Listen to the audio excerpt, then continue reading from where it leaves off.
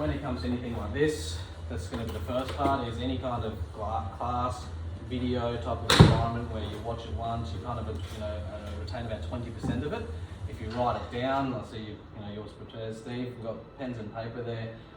Retention rate just goes through the roof. So I guess bit of an overview. If we can go as wide as we possibly can with this, we can then narrow into the specifics of what we've experienced as coaches here and what we've seen as players and developments and whatnot. The key numbers that I guess we look at, even as a coaching point of view, and then go here's some drills and whatever to get into it. So that's ultimately what you guys will walk away with that. Is that all right? Yeah. Today? Sweet. So everything starts with why. So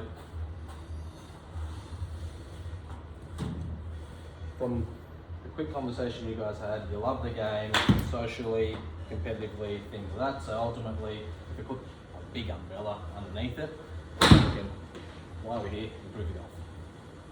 Fair to say? Yes. Yep. So based on that, that's an extremely important. Hey Josh, how you going?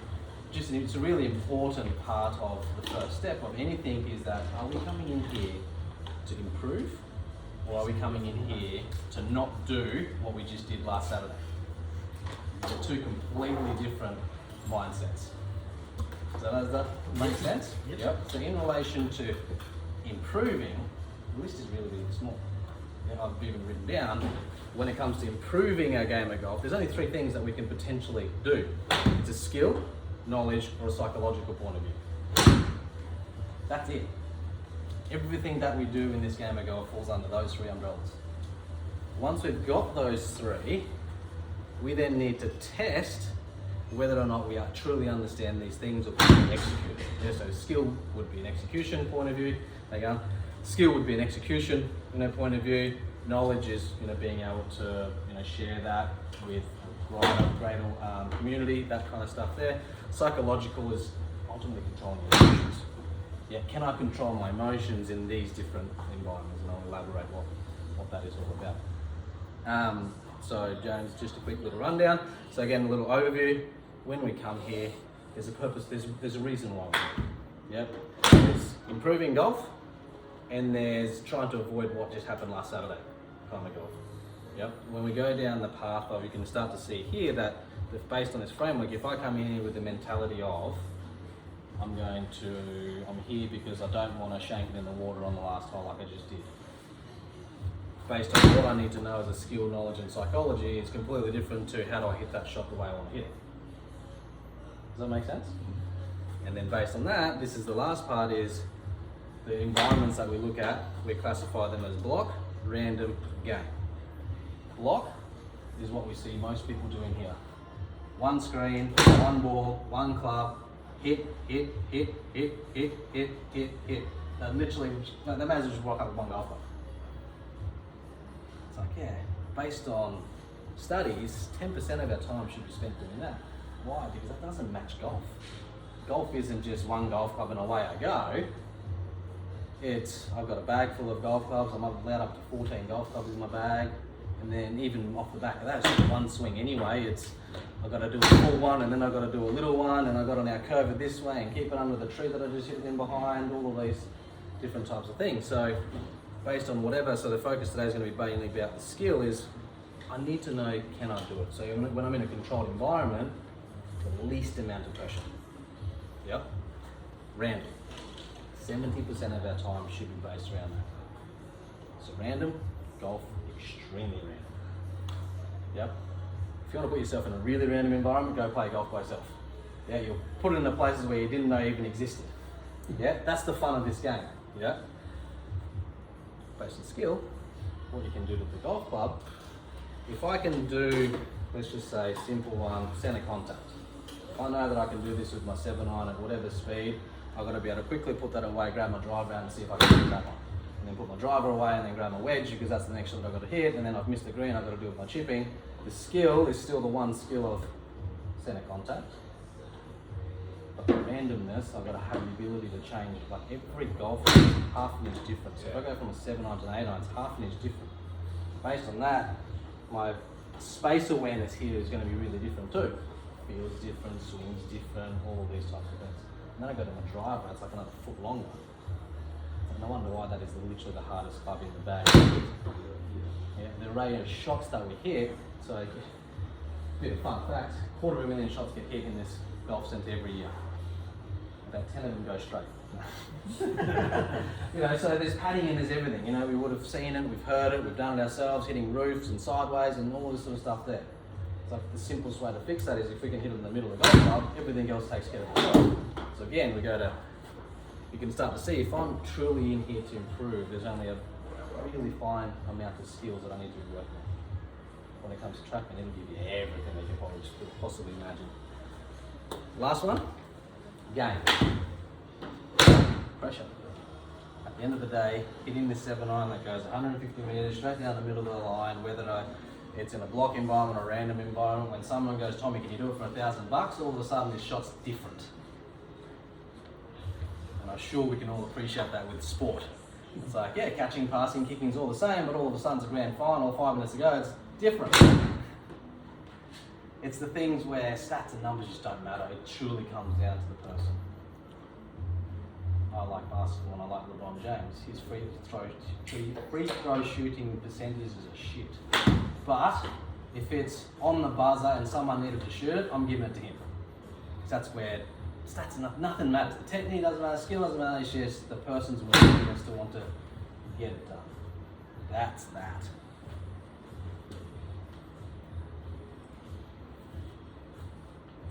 So, I'm going to give you guys even numbers. A couple minutes, just to talk to each other and explain to each other what that actually means to you guys. And I'm going to go around and see what your version of that is. I'll give you a couple minutes.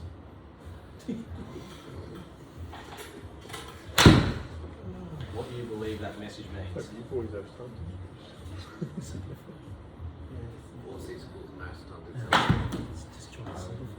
For me, getting stuck in the block training, for me, that's where I end up getting a lot worse, is because I just make a mistake. Obviously, of block training, I'm not just training a mistake, like a hard training into myself. And I try to fix something, and then I get the feel for what's bad, and then I find, and so that is something I need to remind myself of, is just step away and do some random stuff, and I can see why it's definitely very beneficial. So, in this environment, then that means it's 10% block training or something. But marginal difference is playing horses and tests and stuff that throw the random stuff like that. Yeah. And then skill ability, we got the skill to actually do it, so I guess like knowledge is You find the same, but so that means my swing direction best path is here. huge place of security and confidence, having perfect lies, perfect stance to get to the course. You never get one of them. Your stance is different, your lies different, it's all. But then We'll give you another 10 seconds, we'll wrap it up. yeah, translating that from there to there, it's like whole, it's a whole forever. Alright, what did you guys come up with? What does it mean to you guys? I guess the first thing that struck me was kind of like with those percentages down the bottom of how important random practice is, as opposed to just hitting a blank screen, or like I said, like having a 7-iron and just doing like driving style practice with just that. Yep. Because like I said, that's like I guess a good way to practice the skill side of things. Yep. But maybe not as applicable to golf, where you're not going to be hitting more than one shot in a row with 7-iron most likely. 100%. Love it. What about you guys? What do you guys come up with? Yeah, similar thing. I was just highlighting the fact that I've noticed if I get bogged down in block practice, it's happening. If I've made a mistake, and I'll get frustrated, and I'll be like, oh, I keep shanking, so I'll keep practicing the shot. But then I get the feel for the shank, and I end up training to shank it effectively. 100%. And I have found that mixing up and going to some randomised stuff does help me kick out of it. So. 100%. And you know, at the end of the day, there's nothing wrong with practicing how to hit good shots. Like if that's all you're ever trying to do, that's completely fine.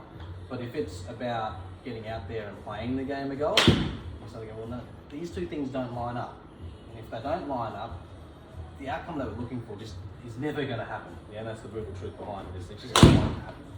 Yeah, so 100%. You know, based on all of this stuff here, skill is a doing thing.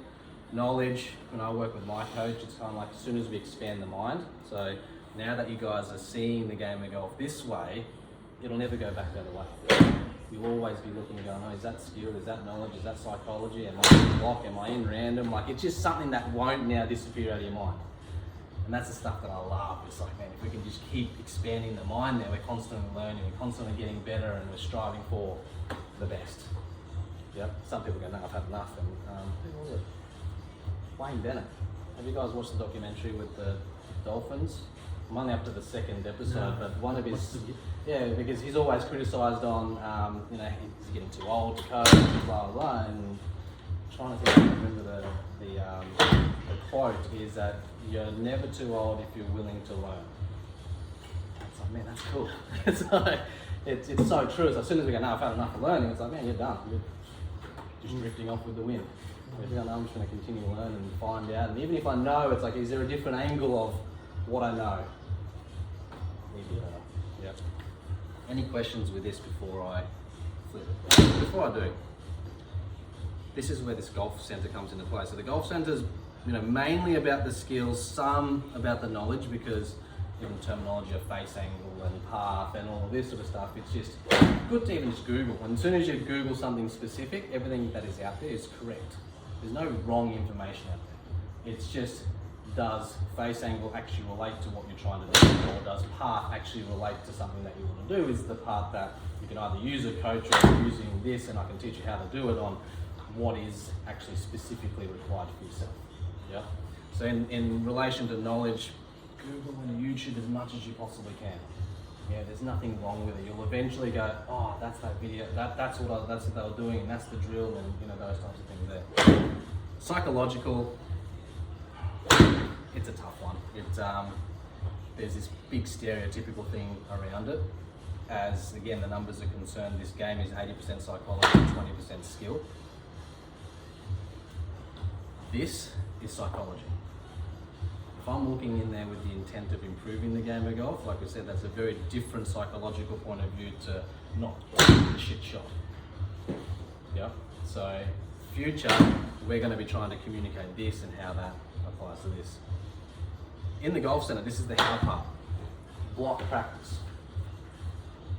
Best place to do block practice, shot analysis.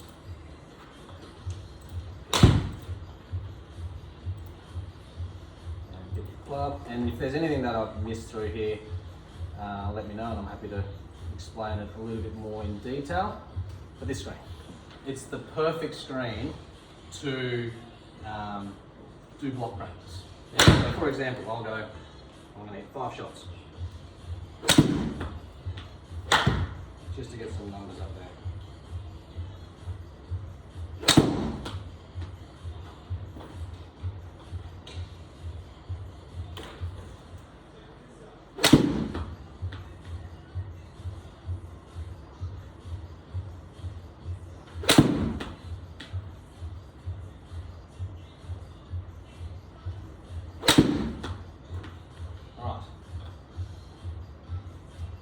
Everybody loves the word consistency, so I want to start there. Consistency isn't about how often can you repeat the same shot over and over and over again. If you viewed consistency like that, it'd be extremely frustrating. How often can I hit it in the middle? How often can I keep it on that line? That sort of stuff. And I'm sure that's not what you guys mean when it comes to consistency. It's, if you had 10 rounds of golf, am I going to play more at this end than I am at this end? If I had a year's worth of golf, does my whole year look like this as a golfer? Very different perspectives. So some of you guys may be familiar with handicap. So the handicap system is kind of like your level. Yep. You've got a handicap of 18. And what that actually means is based on your last 20 rounds, they pick out the 8 best rounds, and then they average that out, and that's your handicap. So it's like you could have an 18 handicap. What that truly means is that you've got the ability to play to an 18 handicap about 4 out of 20 rounds. How you interpret that message is completely up to you. Yep. I believe that's not a true indication of what, but it's a good start.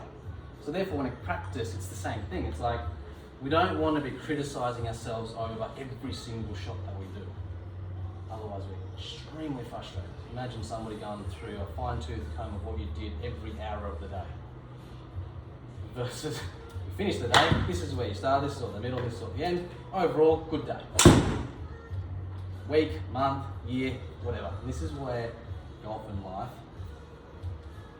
it's the same thing here. If I'm practicing in a block environment and I'm trying to work out what the hell am I trying to get better at, I do that. Here's my shots.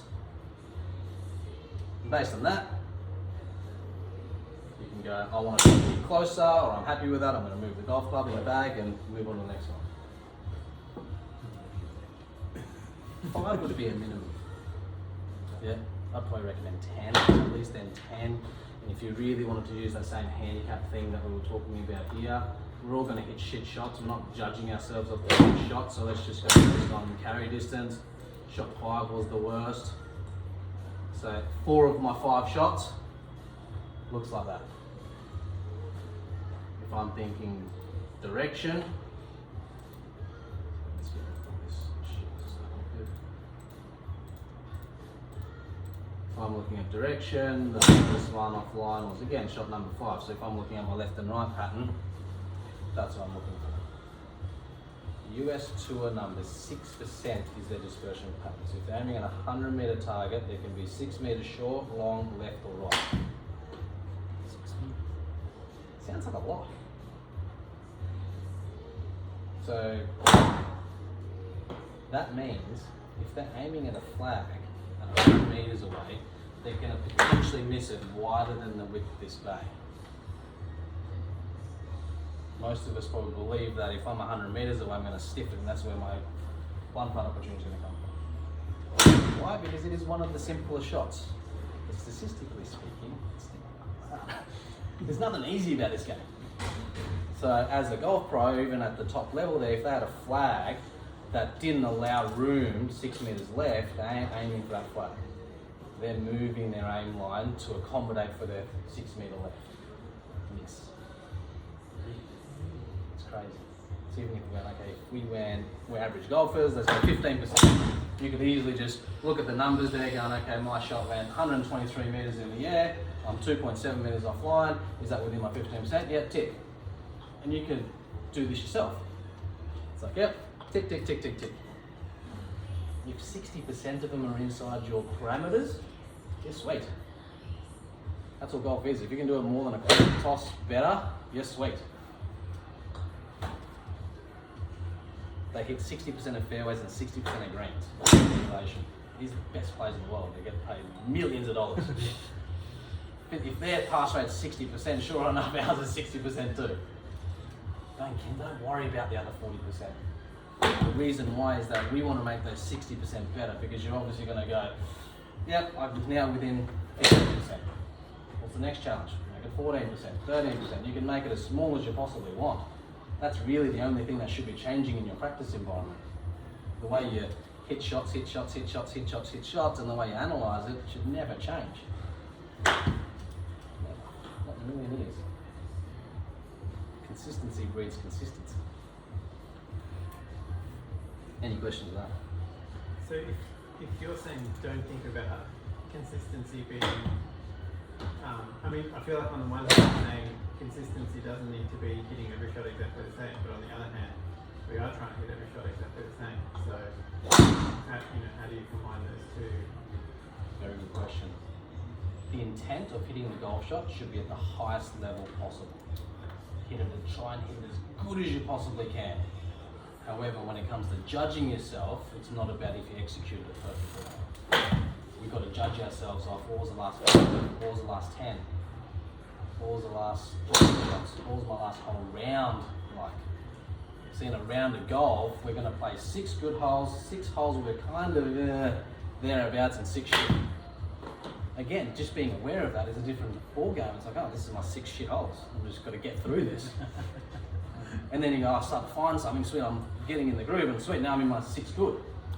It's like, it doesn't last forever. Like, even when you play well, it doesn't last forever. It's there, and then, what the hell just happened? It's gone. But if you know that, you're sweet. And the same thing, it's like even though the 18 rounds, 6 are going to be good, 6 are going to be good, 6 are shit. If I'm judging myself off the back of that, and I all of a sudden go, well, 12 is shit, 6 are okay, let's do something, let's change it. But if we go, no, I'm getting my 666, don't change it. You're ticking all the boxes. That's saying 2/3 of it is okay or better. Does that make sense? Again, it's just a perspective. Life, and again, I want to try and relate this back to life as much as I possibly can. It's like when we get too into the nitty gritty, it's frustrating bullshit. When we start to take a bigger step out, my coach goes, Google images, just imagine like you're just zooming yourself here. You're here, you're nervous as all shit, but then you zoom out, it's like, well, you're the one get to execute a shot to win, tackles that. And then you zoom out again, it's like now you're actually on the golf course while other people are working, and you zoom out again, it's like, oh, this isn't bad. So if you now approach a shot like that, it's different. It's like at the end of the day, you want this shot to be something. Because when you get the chance to execute it, man, how good does that feel? Maybe it doesn't drive you, but I know it drives me. You want to have the opportunity. I know for a fact if I gave you this golf club now and I said, I want you to hit this golf shot, you're like, fuck no way. It's like, we were just looking for it, just in case, just imagine if you just did the best 7 I ever did. And you had actually people around you to go, holy shit, you just did it. Holding ones on your own is no fun. That's that. Any questions? Right. Skill. So we'll come back to the other elements in a second. These are it. Club speed, face angle, club path, impact, low point / attack angle. I kind of combine them together. These are in our last email that we sent out, the 6 numbers that all amateurs should know in relation to TrackMan numbers. The only reason I put these 2 things together because they are very much alike. Ability to control speed.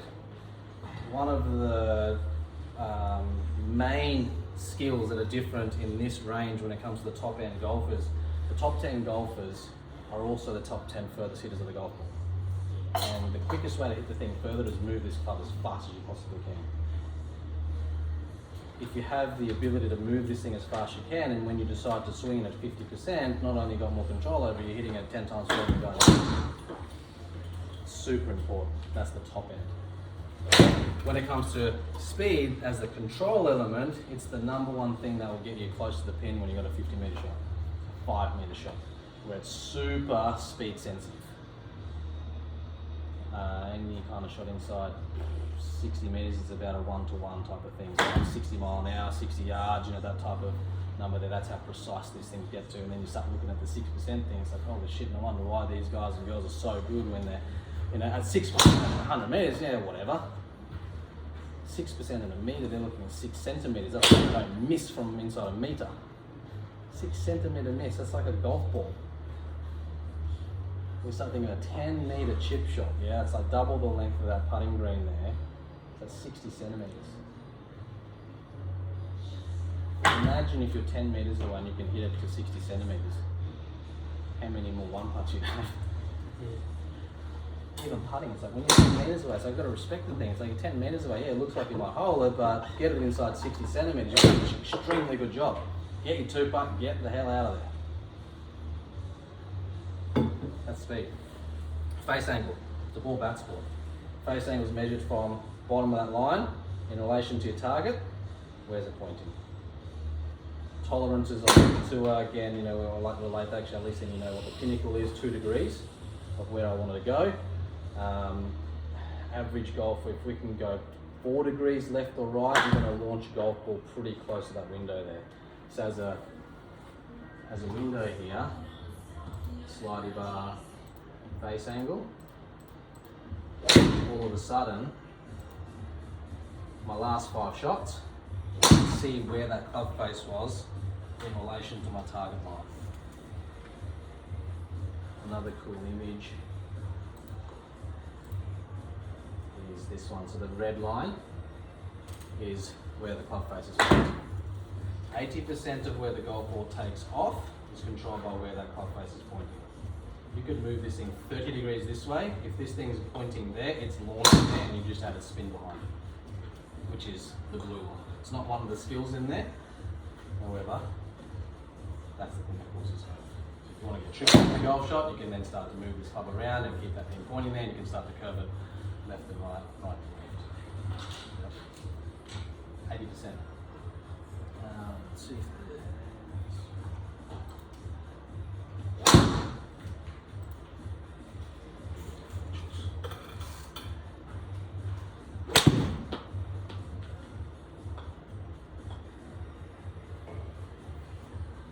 So, this one here, face angle 0.4 of a degree open. Can you see the golf ball here? Takes off a lot closer to that red line than my swing. That went 7 degrees to the left hand side. This is why this game is so frustrating. If I'm playing cricket and I swung 7 degrees left, there's a chance this thing's going left. In golf, it doesn't matter how far left you go, if that thing's pointing 0.4 degrees to the right hand side, she ain't going left.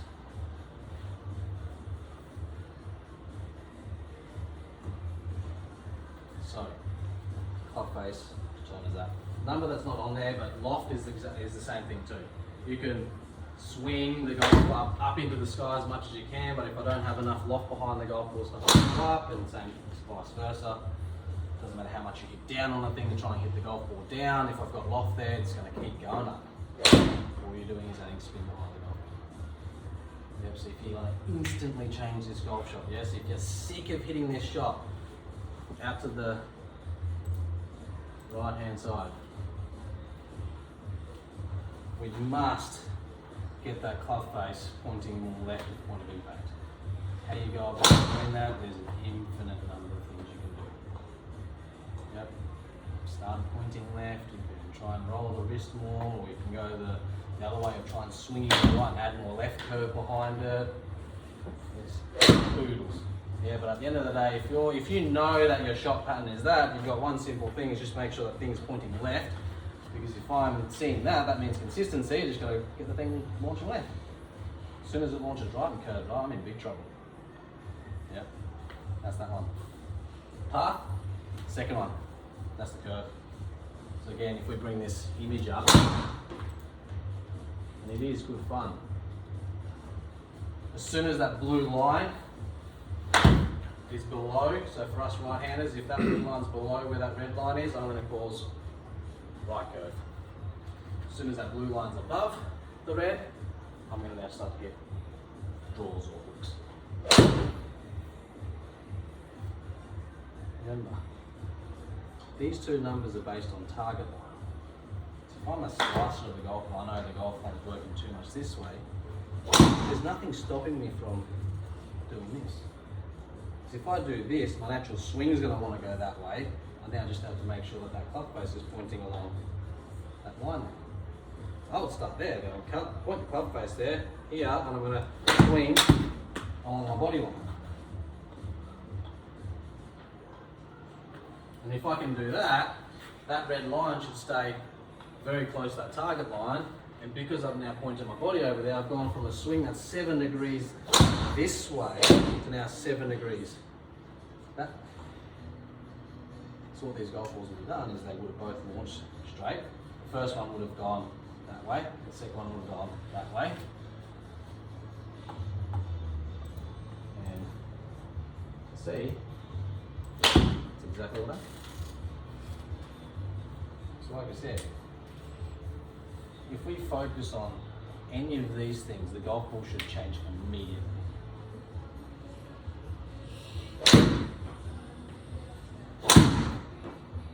Any questions? You guys look all skillful enough. Like it should take 1 to 3 swings tops to get a feel for like literally changing those numbers. If it's not, we're thinking of something else, but what is that? What actually needs to happen? Is there a way to figure out, based on all geometry and your limitations, what's your natural, how to get your optimal out of your natural swing, whether that be a fade or a draw. How do you get this so you're working within your limitations to maximise that and not correct? You know what I mean? Yeah, I love that question. The easiest way would be to line up straight and swing as straight as you possibly can. So the intent is as good as I possibly can. Do that for about 5 shots. Based on your swing characteristics, which is going to be one of these 2 things. So when I say swing characteristics, it's the blue line. Yeah, if your natural pattern is, let's just say, moving that way, I just set up to compensate for it. And then just make sure that the club face is matching up to whatever that is. So if it is a big out to win, let's just make sure, yeah, club face is pointing left. That's the easiest way to apply the club to how you swing. You're 100% correct. If we're trying to change our swing, it's the hardest thing out there. To master that, it's the 10,000 hour rule. So if you did it for 5 hours a day, every day for 5 years, there's your 10,000 hours. No one's got time for that. I just want to see that go straight. Quickest way to do that is just create more awareness around this thing. Like if you literally went, okay, I want it to be there, and I'm going to create that to get it to there, and if I apply some kind of impact behind that, the ball has to go there. That's the kind of speed I would start. Crawl, walk, run. Like you can see, none of these none of these demonstrations are done at flat beat. Even for me, I'm not even trying to do that because I want to make sure that I'm demonstrating the right thing in front of the group. I know the speed that I can do it to make sure that that happens in the first swing. Otherwise, it might take 3 or 4 or 5 attempts to get it exactly right, but that's only because I'm trying to do it at maximum speed. But this purpose isn't about it. It's just to show that, okay, if you can instantly change the way this golf club moves and how you present it, that golf ball is also reacting. Golf ball's the best judge out there. That's the most humbling thing about it. No matter how good we are, how rich we are, how powerful we are, anything of that sort of stuff. The golf ball's the humbling thing. You top on the ground, it's like, oh fuck. That's what I like. Impact. Again, ball bat sport.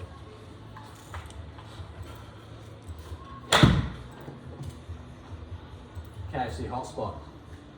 Sorry, how did you get to there? Under here, impact location. Yep. And then I click on my name, and if you've hit other clubs, what you'll see is this. And you just click on the 3 balls, and then you'll get a pattern. And that's all we're looking for. Coach Collins said something cool the other day, it's like your own DNA, it's like your own swing DNA. How cool is that? It's like if you know what that is, you can then just apply little things behind it and just instantly see these goals change. So here, if you can get anything within 10 mil of the middle there, you're doing extremely well. If you have time, do yourself a favour and look up Tiger Woods' impact location, his wear marks on his putter and his irons. Yeah, little 5-second points.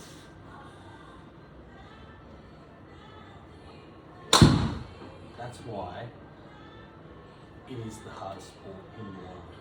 It's like we're talking millimeters, we're talking degrees. Yeah, so to put it into perspective, 60 degrees is the same as a 1 minute hand on an analog clock. We haven't missed it by much, but the golf ball says we've missed it by miles. Fuck, now I've just reading my stance and all, but the only difference had to be this, and that thing would have been straighter. And this is what we're saying, is like if we're constantly reacting to shot after shot after shot after shot, you just frustrate your shit out of the game and you just won't play it again. If you go, well, overall it's pretty good, one loose one, majority of them pretty good, sweet. You'll enjoy it, you'll love it, and keep playing more and more and more and more and more. That's the essence. So, in relation to striking the golf ball, toe contact will create what we call gear effect. As the golf ball spins backwards around an axis, if that happens, it tilts it left. So again, it's a great way to minimise any kind of curvature that we might have on the golf ball. So if I know 8 out of 10 times the thing curves to the right hand side, there's nothing stopping me lining this thing up out of the toe, and I'm trying to hit it out of the toe to negate some of that right tilt. Left tilt, exact opposite tilt out of here. Yeah, once we know what our swing patterns are, it's easy done. if we judge our swing pattern off shot after shot after shot, everybody's random. If we go out of 5 or 10, this is what tends to happen. Bang, we've got a really solid solution behind it. Low point attack angle. Who's come across those terminologies before? A tango is Yep. low point's new one since your email. You're right. I'll start with low point, probably the easy one to explain. As I swing a golf club, would you agree there's a bottom of the arc? Yep, which is typically called the low point. As a golfer, I can control it in 2 different ways. One is in relation to the golf ball, where do I want the golf club to land? So when it comes to driver, I want to land it behind the ball and catch it more on an upward swing, no different to a tennis stroke. If I can create more topspin, I'm going to get more distance, more runs on the ground. When it comes to ground shots, if the low point is back here, I'm going to catch the ground or the dirt or grass or whatever it is. So to get good contact, we want it to be slightly in front.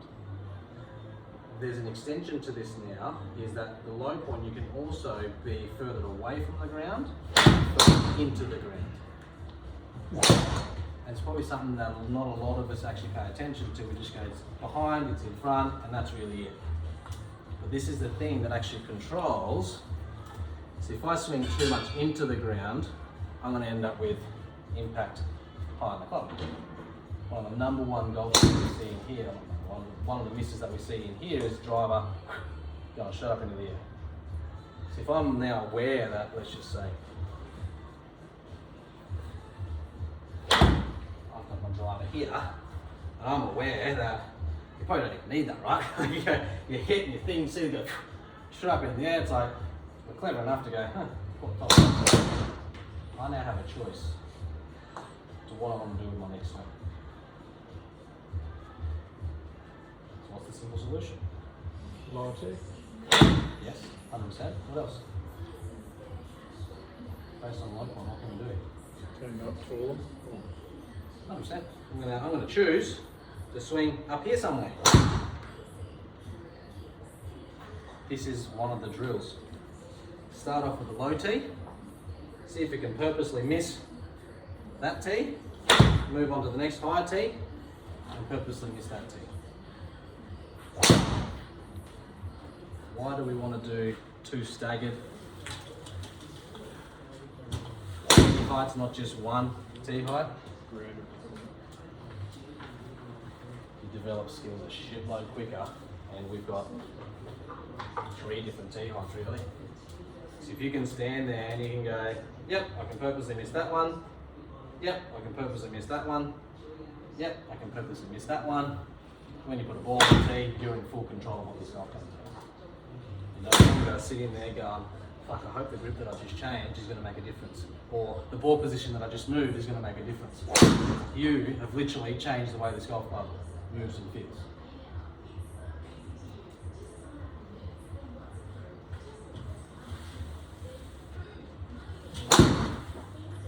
Again,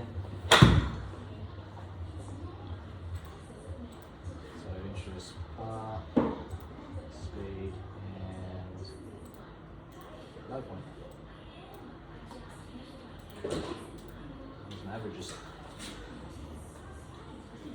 So as you're hitting shots, out of the 7 shots, I'm now aware that my club position turns 1 degree left, a swing on average 2 degrees left.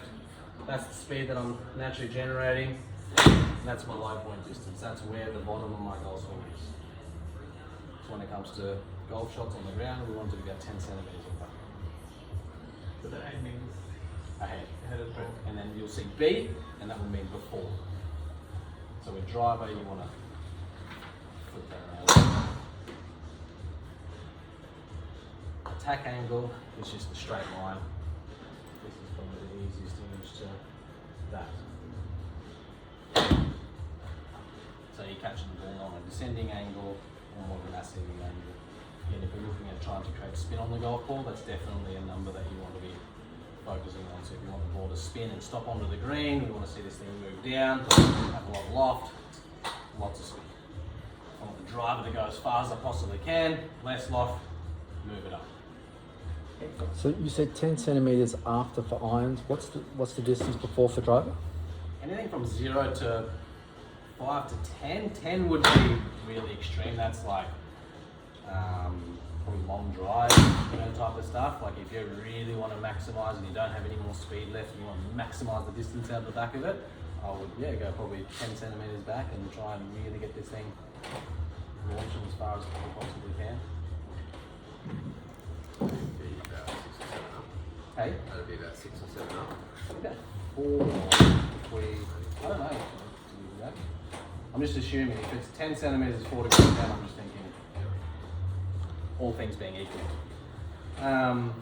I want to do the same exercise. I want you guys to talk to each other based around skill.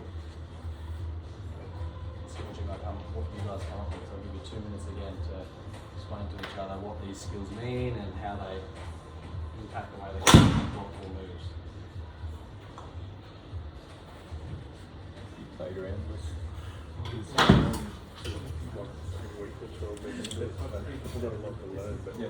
Yeah. That club that's a good session for you to come to. Yeah, that's why I'm saying that facing the club pass where I was really being there for each one. Y'all got a real bad Slice. yeah. So Everyone does. that's just me using those two numbers to try and find out how I can make it better. Otherwise I'll be facing back and I don't know get it. I can't counteract with that size so much that I was aiming at it. Learning the skill of the check, that's a good thing. And club speed because I've got regular block. Yeah. Yeah, you're a big guy. Yeah, I've had to back off. That's not my main goal, Brian. If I could do that. Yeah. Watch out. I think that's anyone who plays golf first time in the match because if I can hit the string and play golf. Yeah, that's it. But I only 3 days so Well, not even straight. Like I'm genuinely happy with my shot. Okay, I'm good at it. Right? Oh, yeah. Because I'm unbelievable. Does it feel like when you're swinging that speed? I'm just happy to be in the field. No matter which field I play, you know. I changed. I used to swing at 115. I'm down like 106 now, and I was using regulars, and I was so inconsistent. Yeah. Yeah, it's always it's the slice just comes into it. You go for one hard one, and you flex with it. Yeah.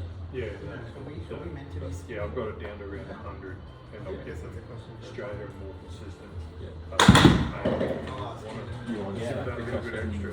Jot it down so you don't forget it. I was reading an article about chicken. I'll give you 10 more seconds. That really came to life. Like it was saying, you place the ball closer to your left foot if you're right-handed, you'll get more loft. And then if you're further towards your back foot, you're going to have a flat shot. And then that really helps you start to feel like that's Alright, start off with you guys. What did you guys come up with in relation to skill? Oh, we were just talking about, like, because I've been focusing on the face angle and club path. So, yeah, just how much, like you were saying earlier, varies. Like, and I was getting focused on that as well. Like, we'll go miles and then I'll try and, even when I was with Damien the other day, I'd overcompensate and go the complete opposite way. Like, That's right. yeah, That's so right. Exactly just right. finding your right line that works for you, but yeah. Exactly right. What about you boys? What did you come up with in relation to skill? Well, we were chatting about what you went through. So club speed gives you the distance, determines the distance. Yep. Except that when I try and increase my club speed, everything else goes to shit. Yep. So the less fast I swing it, the further it goes. 100%. Face angle, you were saying 80% of the initial trajectory, and then the club path determines the fade and draw. Love it. And then impact location, we all just wish that it was in the middle every time. 100%. Yeah. That's the thing, the intent's always got to be, as square as you possibly can, as good as you possibly can. How the ball gets to that end target, it's an infinite number of ways to get in there. You can go along the ground and end up exactly where you want it to go. You can have a 50-metre curve or go to the moon and back. It doesn't really matter. As long as the ball gets there, and our intent is always to try and get the ball as close as we possibly can. And the question you had? My question was, we're practicing on these synthetic turf mats. Yes. And so you're never going to hit the ball underneath in this setting. Like your Taking low a point stepping stone. can't go below the ball on this in here. Yeah. So how do we translate that into having a you know, or the low point become below the ball sometimes. Correct. It's a very good question, and this is why they separated these two things here. It's like you mentioned, you can have an attack angle that's 4 degrees down. Yeah, where that actually happens in relation to the ground is massively different. Yeah, because if I'm 4 degrees down and I'm going to the concrete that's underneath this thing, I'm going to catch it here.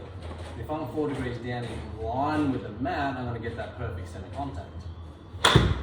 So a good way to imagine it is imagine the sole of that golf club is doing this along the ground, not that. So what you're saying is that we shouldn't be taking holes out of the grass.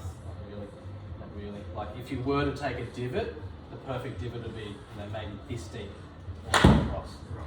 If you find a divot that's going like this, half of the ball, we're presenting this because it's a digging thing. It's going to go, and it's going to keep digging until it finds something firm for you to then pop out the other side. Yeah.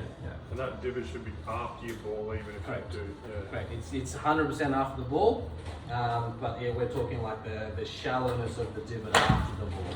Yeah. We don't want to be, attacking the ground like this. It's like, yeah, it's 10 centimeters in front, but if it wasn't for that mat, I would have gone fucking all the way down. Yeah. Yeah, I want it to be, in front, but, skimming. There's also a good way of thinking about it. It's always that, the bottom of that golf club doing this past the ball.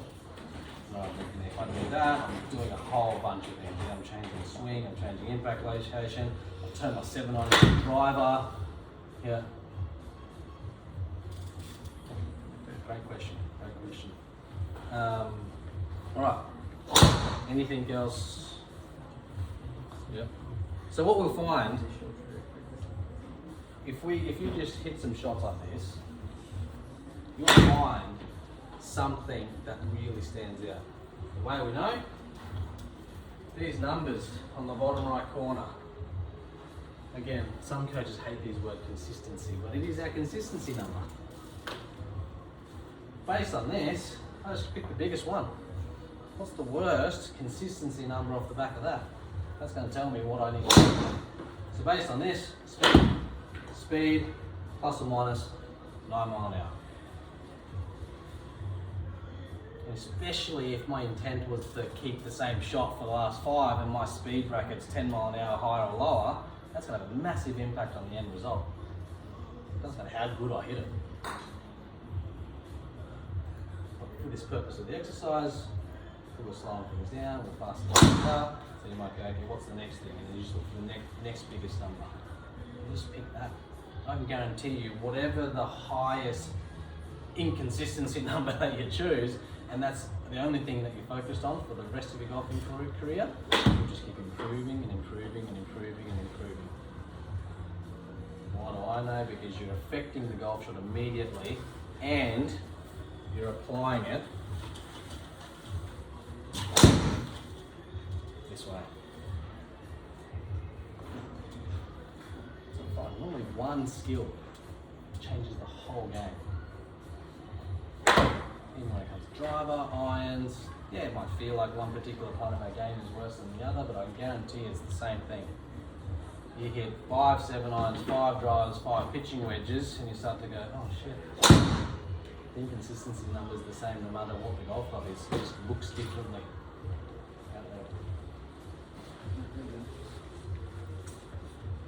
So with that in mind, if you had something like, say for instance, my club path is always very negative. Yep. So I can't coming across my body into the left.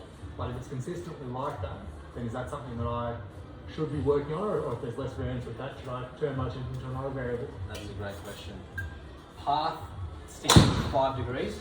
So anything more than 5 degrees one way or the other, your hand-eye coordination is going to get involved too much and you start getting too much curves. If it's within the 5 degrees, I'd keep it the same. So for example, let's just say, Joshua, you're 15 degrees, out to in. 5, that's sure.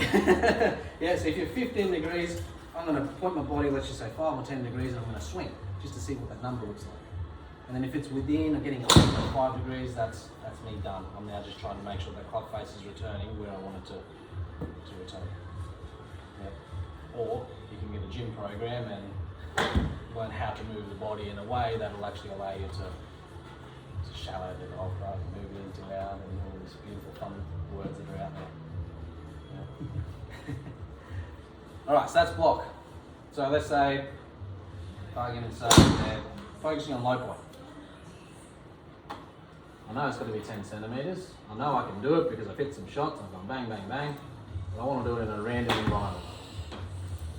So I pick any golf course. I play. So I now need to know, can I control my low point when I'm hitting this thing as far as I can? I'm hitting it softly, I'm hitting it under a tree, left to right, all those things there. This part some of you may or may not know.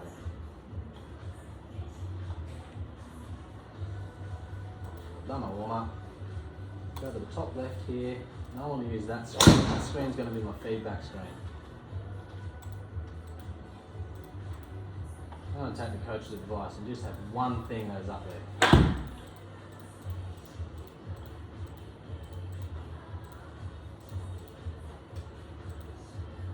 So now, as I hit my golf shot, I can hit my golf shot with the intent of having it 10 centimetres in front. Hit my golf shot, I'm admiring it, and then I can have a quick glance over. I can see, sweet, 10.3. And you create your own variances. 10 centimetre variances. Anything with an A in front of it, I'm sweet, especially if we're used to being a B. Then you go, sweet, I can get all of them now in the A's, let's start to narrow that down. And then I go next hole, now I've got 155 metres. 10 is still the same.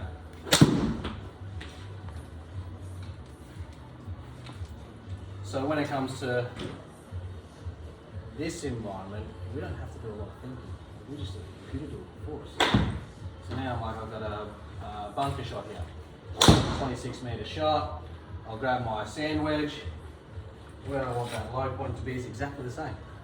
So I'm going to go here, sand wedge, and try and create a 10 centimetre in front. Register. But you get the idea, you hit the shot, you get the feedback. And so I go, sweet, out of the 10 shots, I was able to do what I want to do 6 out of 10 times. Tick.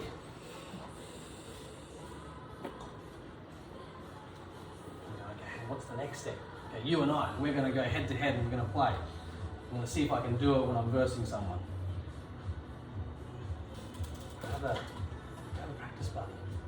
It's the best thing you can do. It's the things that we don't see, and when it comes to sports, most of them are team sports, you naturally have that kind of environment amongst us. When it comes to golf, you don't really get to see that, but I can assure you that I had a practice buddy. Someone just to practice with. Tiger's got a practice buddy.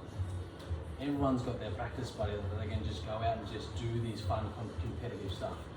Load up, Bullseye, or any of those games. It could be just 9 holes around St Andrews. But when you're doing it, you're keeping an eye on that. And the great thing is, even when you're playing partner, you can have multiple things up there, right?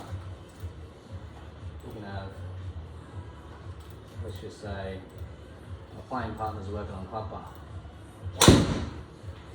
We can have it there. Just got one number each that we're focusing on. There it is, bang.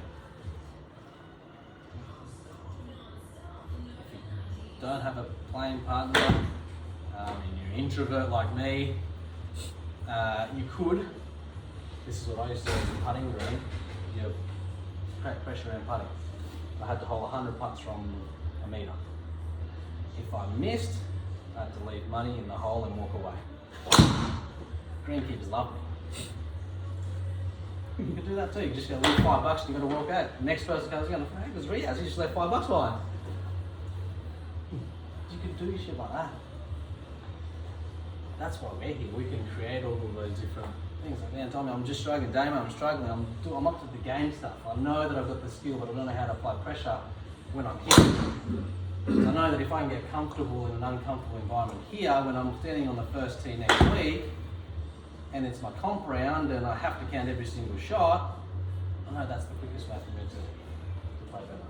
What ideas have you got? I'll try this.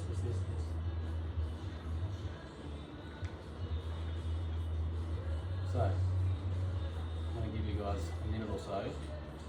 just summarise everything that we went through today. I just want you guys to walk away with one thing out of all of that. I want to go through the group and just identify what that one thing is. Give you a couple minutes again.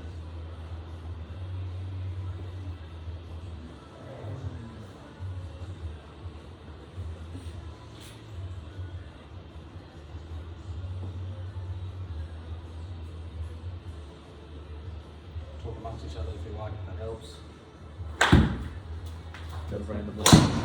More random block. Yeah, I think everyone's going to be heading towards that. I like the experiment to discover your natural swing. Yeah, Figure out how to get the optimal way of that. yeah. I went the hard route and changed my natural. I wanted an into out swing. I was actually empty and it wasn't that, it was like 3 degrees or something, but I just thought biomechanically I preferred that motion. 10 seconds and we'll wrap it up. You guys come up with something? What's one thing? Focus on random practice with a particular specific goal. Love it. All the variables, just one thing. Love it. Riyadh? Just the importance of having a why question and a good why question can Love it. change the shape of it. There you go. Okay. Just be able to know how to try and correct it. Yep. Awesome. Ben? The importance of randomness, Yep. adding a bit of pressure to myself. It's going to be Love it. bringing in that game side of thing. I think I need to train myself a bit more, learning how to switch on and off. There you go. James? Oh mate, I've got a lot to learn. So I think probably knowledge as well as skill. Like the randomness. Like I've been here just doing the block, and I think I just get too focused on the numbers, like you're saying. So I've got a lot to go home and think about. That's good. And then bounce those ideas, with Damien. So that's ultimately our job. Is like we've got this. Let's narrow it down to a specific thing that's going to impact, the whole thing. Yeah, variational thing, the more random block. Yep. There's no second serves in golf. Yes. And on those numbers, that bottom right one, that's one standard deviation, right? The left one, when you look at the numbers, the left one's the average, and That's the right right, one's left, one standard 100%. deviation. Correct. So is that where you get your 66% from, in that bucket? Is that the reasoning for it? Because if you're in that 66% of shots are going to be within that. It's one standard deviation. To be honest, I haven't looked at it that way. It's just more, like if it was a robot, 0 would be the absolute perfect. So, we want to strive for greatness. So we want to ultimately make that, consistency number as low as we possibly can. So the practice that we're doing and the drills that we're doing are actually having an impact. Because on that number then, is it always the largest that you should focus on, or is there a weighting that one of them, even though it's a smaller number, it's actually having a bigger detrimental impact to what you're doing than say something that's a bigger number? Is there weighting to those dimensions? What's having the biggest impact on the outcome? 100%. I think what you're trying to say is what would ultimately improve the golf shot. So any one of those 6 numbers will impact the golf shot. So even though you might pick the one with the highest inconsistency number, if you want to look at it that way, yes, the golf shot will become better, but is it the way you want the golf shot to get better? So for example, low point's purely contact. Like if I'm getting really good at low point, it means my contact's getting better. But if my intent is to actually make my left and rights better, it may not support that. I think that's what you're... There's that, and there's I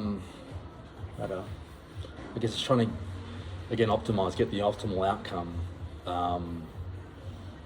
Were you talking about picking purely the biggest number as opposed Well, that was the instruction, but is it like if you're out, But if your say if your face club angle's path out was by 3 if your degrees. club path was out Yep. versus say your face angle, but your club path is a smaller number, say by 1 or 2 than your face angle, is focusing on your face angle going to give you a bit of bang for your buck then?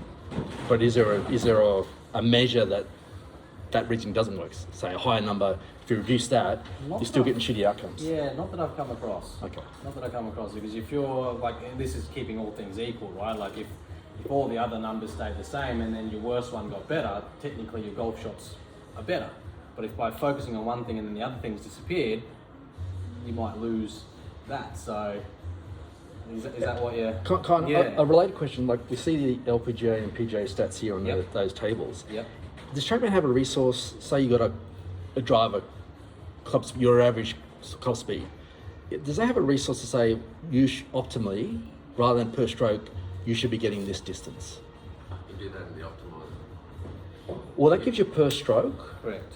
but it doesn't say if I go like an average 90 mile an hour Yeah. driver swing, I really should be getting 200 meters carry or whatever it is. Is there, like, you can get it per, just as a goal, like what Yeah. should you should be shooting for to whether are you achieving it or not? Yeah, Is that available? the optimizer is good because that does exactly that. It's the per shot. Per shot? Based on how you hit it, it'll give you the optimal distance. Yeah.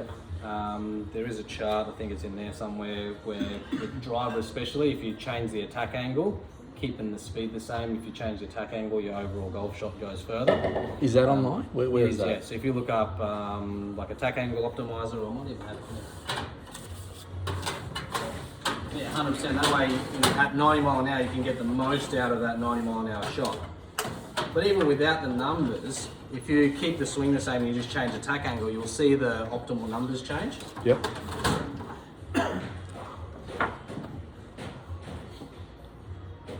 It's about a 20-yard difference, maybe 4 degrees down versus 4 degrees up.